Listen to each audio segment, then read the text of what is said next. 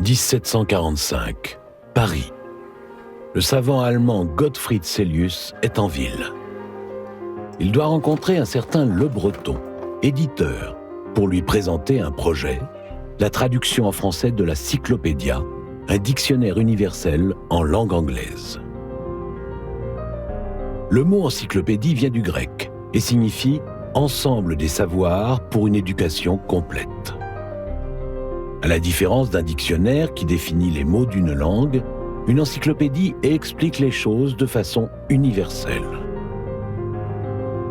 Elle compile et synthétise l'ensemble des connaissances pour les rendre accessibles à tous. Une encyclopédie est donc nécessairement un ouvrage conséquent et volumineux. Et à cette époque, aucun ouvrage de cette portée n'a encore été publié. Le projet initial de traduction tourne court, mais pour Le Breton, l'idée est lancée. L'édition d'un grand dictionnaire universel des arts et des sciences, en fait, une véritable encyclopédie. Il obtient un privilège royal de 20 ans, c'est-à-dire l'autorisation exclusive d'imprimer et de vendre cet ouvrage, une concession éditoriale. La direction rédactionnelle est confiée à l'abbé de Goy de Malves, mathématicien, membre de l'Académie royale des sciences et professeur au Collège de France. Le savant s'entoure aussitôt de collaborateurs. Parmi eux, Jean Leron d'Alembert, lui aussi membre de l'Académie royale des sciences, et Denis Diderot, un traducteur. Mais très vite, l'abbé quitte le projet. Diderot et d'Alembert se voient alors confier la lourde tâche de reprendre la direction de l'entreprise. Et si, à l'origine, les intentions des éditeurs étaient relativement modestes, celles des deux nouveaux directeurs le sont beaucoup moins. Car Diderot et d'Alembert incarnent parfaitement l'esprit des Lumières. Leur mot d'ordre, ne rien admettre sans preuve et inciter à la réflexion. Leur ambition, ouvrir les portes du savoir au plus grand nombre, combattre les superstitions et l'obscurantisme, faire triompher la raison. Diderot, en particulier, ne cherche pas à mettre en place un système rigide ou une nouvelle méthode de pensée. Au contraire, il remet en question, soulève les incohérences, laisse les lecteurs réfléchir par eux-mêmes. Mais il se montre imprudent. En 1749, suite à l'une de ses publications anonymes, il est incarcéré pendant 3 mois à la prison de Vincennes. Le ton est donné.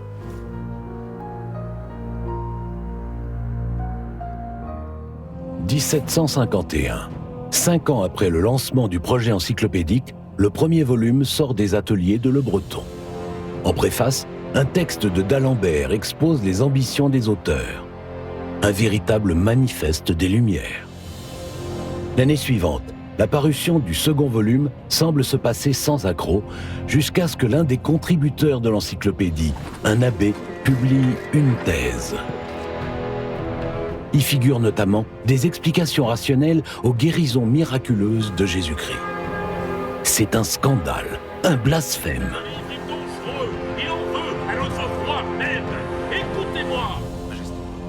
Les opposants à l'encyclopédie saisissent l'opportunité et obtiennent du roi la condamnation des 2 volumes déjà parus. Interdiction est faite à quiconque d'en vendre, d'en acheter ou même simplement d'en détenir des exemplaires. Les encyclopédistes en viennent à craindre que leur projet ne soit récupéré par l'Église et confié aux jésuites. C'est dans ces heures sombres qu'intervient un allié aussi puissant qu'inattendu, Guillaume de Malesherbes, directeur de la censure. Sa fonction voudrait qu'il jette Diderot au cachot. Pourtant, il manœuvre habilement pour obtenir du roi la levée de l'interdiction. D'Alembert, en revanche, a compris la leçon. Il démissionne de la direction et devient simple collaborateur. Diderot reste seul à la barre. Les parutions reprennent, les attaques se multiplient, se font de plus en plus virulentes au fil de la parution des volumes. En 1754, Voltaire, enthousiaste, rejoint le projet. Mais le 5 janvier 1757, un attentat manqué contre Louis XV ébranle l'opinion. Ces idées nouvelles, subversives, sont forcément les coupables. On accuse les encyclopédistes de vouloir saper le pouvoir royal.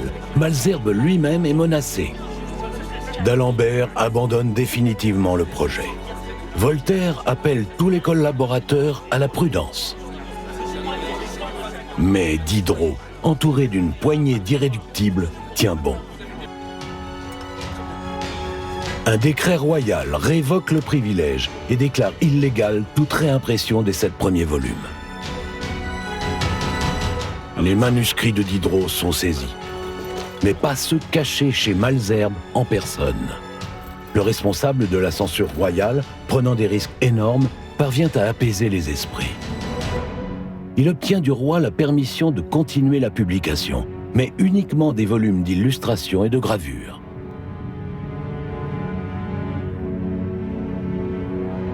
Commence alors la période clandestine de l'encyclopédie.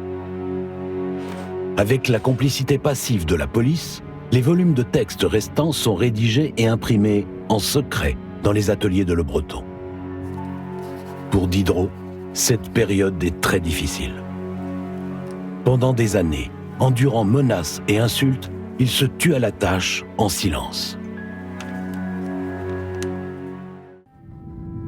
1765. Les 10 derniers volumes de textes, imprimés secrètement sans privilège royal, sont publiés en une seule fois et sous une fausse adresse. Pour contourner l'interdiction, les volumes sont distribués en dehors des murs de la ville de Paris. Par mesure de sécurité, le nom de Diderot n'y apparaît plus. Pour le maître d'œuvre, le grand et maudit ouvrage est achevé. La fin d'une vingtaine d'années de travail et de sacrifice, mais aussi de trahison. Car peu de temps avant la parution, Diderot s'est rendu compte que Le Breton a effectué une censure préventive. En 1772, les derniers volumes d'illustrations sont enfin achevés et publiés à leur tour. Après un quart de siècle d'un travail titanesque, la formidable aventure de l'édition de l'encyclopédie est terminée. Son titre définitif, Encyclopédie ou Dictionnaire raisonné des sciences, des arts et des métiers. Riche de près de 72 000 articles et de milliers d'illustrations réparties sur 28 volumes, c'est une œuvre monumentale. Aucune œuvre d'une telle ampleur n'avait été publiée. L'encyclopédie stupéfie par sa modernité et par la diversité des sujets traités. Pour la première fois, elle inclut des savoirs jusqu'alors dénigrés. La mécanique qui côtoie l'astronomie, la chirurgie, les mathématiques. Sa conception elle-même est originale. Entreprise collective, plus de 150 collaborateurs ont œuvré, pour la plupart bénévolement, à la rédaction des articles. Diderot, bien sûr, est l'auteur d'une grande variété d'articles, surtout techniques. Les témoignages le décrivant arpenter les ateliers de fabrication de long en large pour en comprendre les moindres secrets sont nombreux. D'Alembert, malgré son désistement, a fourni quelques 1600 articles, principalement sur les mathématiques. Mais aussi le chevalier de Jaucourt, ce bourreau de travail, entièrement dévoué à l'œuvre encyclopédique, même lors des heures les plus sombres. On lui doit plus de 17 000 articles, soit près de 24% du volume total. Si, avec plus de 150 collaborateurs différents, la qualité des articles est forcément très variable, jamais l'encyclopédie n'aurait pu voir le jour sans le dévouement des encyclopédistes. Ils ont bravé la censure et œuvré dans la clandestinité pour forger, au-delà de la simple compilation du savoir, une arme politique, une arme de lumière. Près de 72 000 articles dans tous les domaines du savoir. La quantité de données est pour l'époque phénoménale. Pour structurer l'ouvrage, les encyclopédistes ont fait le choix d'un classement alphabétique plutôt que thématique. Tous les sujets sont ainsi sur un même pied d'égalité, mais la lecture en est rendue très fastidieuse. C'est pourquoi un ingénieux système de renvoi a été ajouté. En bas de chaque article, le lecteur est invité à aller lire les sujets qui lui sont liés. Par exemple, l'article « Agriculture » peut renvoyer à « charrue » ou « blé ». Des siècles avant Internet, les encyclopédistes ont donc inventé le concept de lien hypertexte.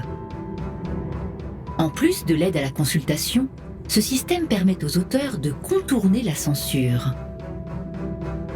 Pris isolément, les articles sont souvent assez neutres, mais reliés ensemble, ils peuvent devenir porteurs d'un message parfois subversif. C'est le cas de l'article « Noblesse » relié à « Fortune » et « Naissance », ou de l'article « Prêtre » relié à « Culte », lui-même lié à « Idolâtrie ». La cascade de renvois donne aux encyclopédistes la liberté que leur refuse la censure. Pour les éditeurs, les profits ont été à la mesure des risques encourus. Colossaux. Sans contexte, l'encyclopédie fut la plus grande entreprise éditoriale de son temps. Et ce n'est que le début, car cette première édition dite de Paris va en entraîner beaucoup d'autres.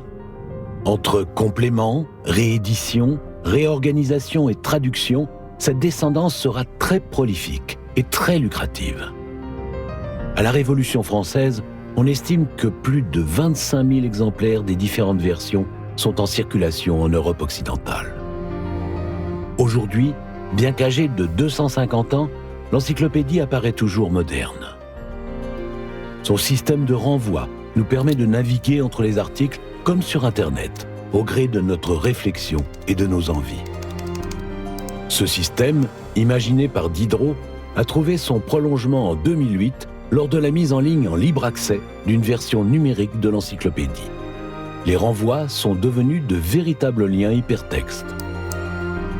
Mais la révolution lancée par Internet ne s'arrête pas là. Ce réseau planétaire permet aujourd'hui une nouvelle forme de recueil de savoir. Wikipédia est une encyclopédie universelle et multilingue créée en 2001. Elle est hébergée sur les serveurs d'une fondation à but non lucratif. Bien que l'encyclopédie du net fût en 2017 le 5e site le plus visité au monde, elle a choisi de conserver son indépendance en ne vendant aucun espace publicitaire. Financièrement, Wikipédia dépend entièrement des dons des internautes. En accès libre en lecture comme en écriture, elle a elle aussi besoin de contributeurs. Mais cette fois-ci, les contributeurs, c'est nous. N'importe qui peut s'y connecter et en modifier le contenu. Elle est donc, de fait, très exposée à l'erreur et à la manipulation d'informations. Formidable outil de diffusion, Wikipédia se distingue de l'encyclopédie sur un point fondamental, la volonté de neutralité. Diderot ne se serait certainement pas contenté de cette simple juxtaposition de contenu. Il en aurait fait une œuvre engagée. Internet est-il la continuité du projet encyclopédique ? Dans un sens, oui. La création de nouvelles encyclopédies ou la libre consultation de celles du passé sert l'idéal de collecte du savoir. Mais la grande accumulation de données et l'immense diversité des collaborateurs ne sont en rien une garantie de qualité. L'immédiate disponibilité des réponses nous dispense de chercher, de réfléchir par nous-mêmes, de mettre en perspective. Dès lors, la question est, s'agit-il toujours de connaissances ou bien seulement d'informations ?